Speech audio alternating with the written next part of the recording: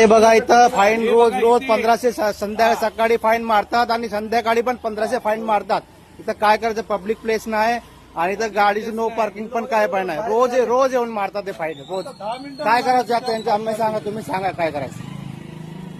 काय करणार तू सर? बोलावं अहमद भाई उधर बदल. हाँ पाटिल साहब बोला. इन लोगों का वो बाहर का टारगेट पूरा नहीं लगता इधर. हाँ वही कर रहे, क्या करे.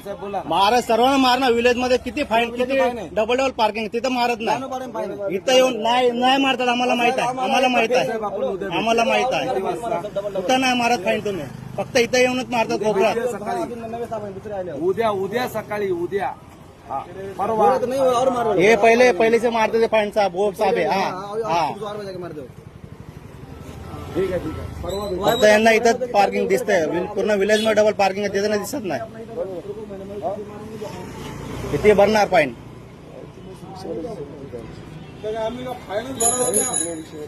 धंदे पानी नाही. उनको क्या फर्क गिरा धंधे पानी से. गरीब लोग भी मार क्या फरक गिरा, टारगेट पूरा करने का ना उसका. मग तेच आहे ना सर. आता अर्धा तास झाला 2 जण येऊन फाईन मारून गेले. अर्धा तासच झालं, अर्धा तासच झालं फाईन मारून गेले. डबल फाईन असते का एक गाडीवरती, एकच जागेवरती, एकाच जागेवरती डबल फाईन असते का अर्ध्या तासामध्ये? असं थोडी आहे साहेब. बाकी जानपाड्यामध्ये गाड्या आहेत. आहे ना कोपऱ्यात बस स्टॉप वरती आहे. जगदीश भोपळे साहेबांनी भेटा जाऊन भेटा साहेब तुम्ही. आमचं काय आम्हाला फाईन नाही